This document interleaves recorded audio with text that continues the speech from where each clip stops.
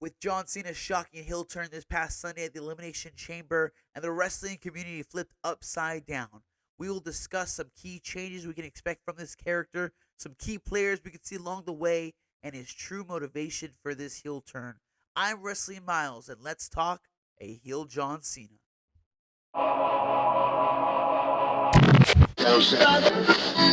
With everyone now able to take in a few days since his wild John Cena heel turn, and I mean, first off, I was wrong. When I said, let's talk, there's no way John Cena's going to turn heel. Even though I want it to happen, I didn't expect it to happen. And honestly, I mean, when John Cena was in the ring for a little elongated amount of time, we kind of expected it to happen. But the execution of that was amazing. But now what they have to go through, they have to talk about his motivation. Why did John Cena do this?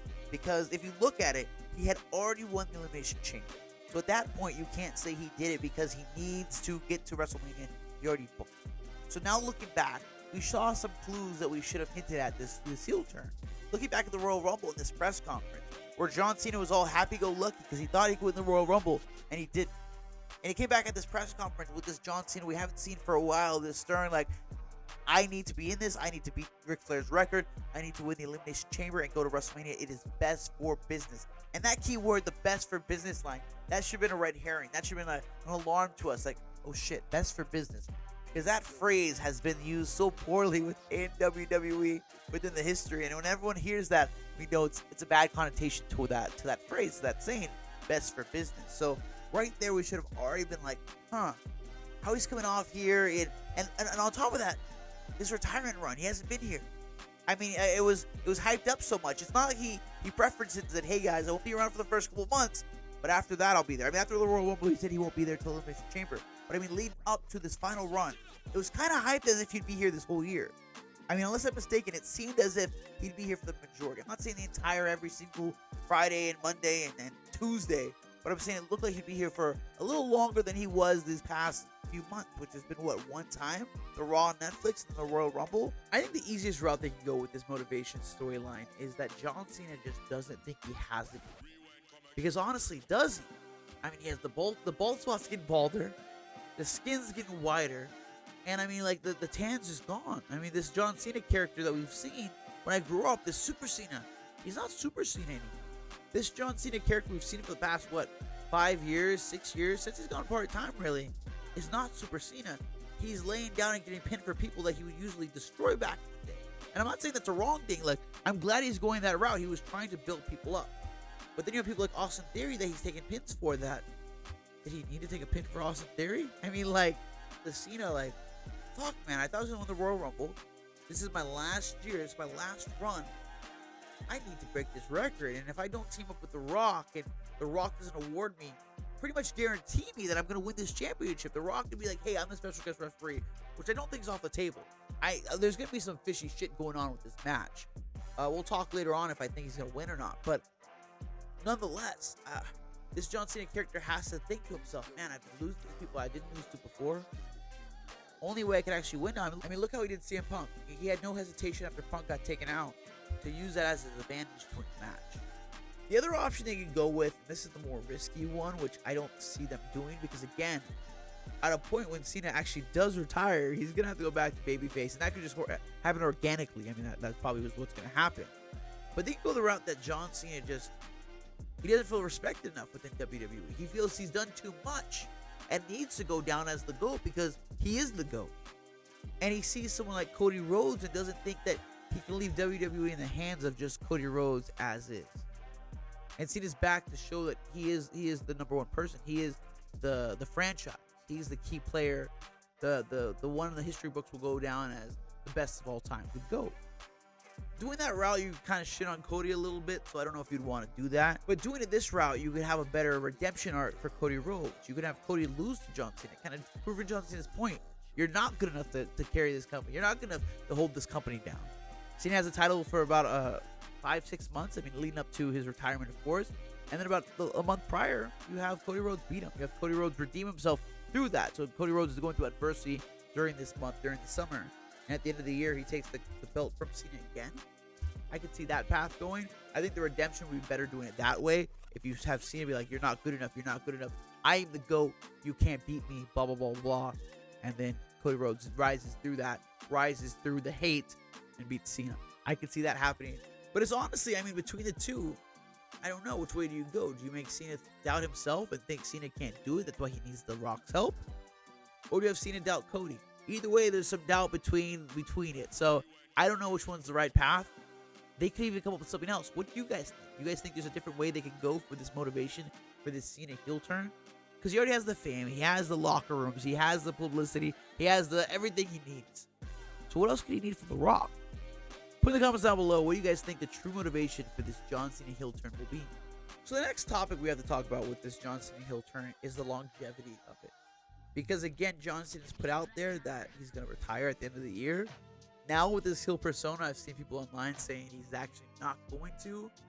I don't see that being the case because that's some long-term planning. And it's hard for me to believe that they had this John Cena heel turn as mapped out as they're saying it is. Because it doesn't feel that way to me, but I could be wrong, obviously. And most of the time I am. So don't bet money on that. I see this one going two ways as well. The easiest path, the path that I would bet money on, but I don't want to see, is that this heel turn is only for WrestleMania. And Cody actually beats John Cena at WrestleMania. And in the match that John Cena goes and shakes Cody's hand, and then they're good again. John Cena the next night on Monday Night Raw comes back with jorts, the red t-shirt, all that fun stuff. Like Hulk Hogan came back on Monday Night Raw with the red and yellow after all those years. Again, there's not all those years, so the hype for that little return might not be it. I just have a hard time seeing John Cena doing this heel run the majority of his last run. A part of me just feels that John Cena won't want to have this heel character be the last run, the last full year. So that's why I see John Cena in WWE. Why to just, hey, feed the fans a little bit that want the heel character, have Cena be this heel character up until WrestleMania, and then that. But that's not what I want. What I want is John Cena to have this heel character for the majority of his run. Because think about this, we can get a good CM Punk versus a bad John Cena. A good Randy Orton versus a bad John Cena. Some things I never thought we'd be able to get because I never thought John Cena would turn heel, but now we have it. WWE needs to take advantage of that. Let him have these feuds with these baby faces. Some baby faces up and coming. The CM Punk promo that he could cut on this bad John Cena. I mean, he already did it on Monday Night Raw, but that was a tip of the iceberg. I mean, John Cena is officially the New York Yankees that Punk always said he was. He is that sellout. Like, I'm excited to see where this goes, so that's why I hope they don't do it. I hope the longevity for this is longer than what I expect. But a part of me just feels this is only going to be till WrestleMania. At the end of WrestleMania, John Cena shakes Cody Rhodes' hand and passes the torch officially over to the American Nightmare. I don't expect this John Cena run to go longer than WrestleMania, but I hope I'm wrong. Now with John Cena not being back to the 17th, it raises some questions of what other changes we could see with this John Cena character. Is he going to do a haircut? Because, I mean, that bald spot was balding, like I said, and they need to do something with that. I saw on X someone say grow it out a goatee. I don't hate that either. This John Cena character needs to look different because we've seen this green shirt, Jordan's guy for too long. And now this heel character. I mean, maybe just even just a suit. Every time he comes out there, he's just head to tail in a suit. Because John Cena always been wearing the best motherfucking suits. Let me tell you that much. In these interviews, that dude can dress. So bring that character over to wrestling. I mean, I know he wears it at the press conferences from time to time, but I actually have him come out to the ring in a full fucking 10-piece suit. I'm telling you. Then we talk about his music, which he talked about in the Chris Van Vliet interview, where he said that he already had a song ready for the proposed heel turn in 2011, and he stashed it away, and he still has it. Only thing we want to do is remix it and add trumpets to it. So the music probably will be changing as well. When he wrestles, what he's gonna wrestle? Because I don't want to see him wrestle in these shorts. Basketball shorts, maybe? I mean, just been on pants. What is this John Cena character going to look like? But one thing I would add, I don't want this John Cena character to be talking too much. And The Rock won't be around too much. So either give him a manager or a lackey. Or maybe even both. The manager, so you have this John Cena character not talking. He could stand out there in his fucking suit, just fucking with a fucking angry face on. That's it. How Paul Heyman was to Brock Lesnar. Do that. Have him just stand there. Let this John Cena character talk as little as possible. Because we've seen this John Cena character cut promo after promo after promo after promo after promo. This one needs to be different. In terms of a lackey, I was thinking, who could he have? Austin Theory. I think Austin Theory would be the perfect lackey for this John Cena character.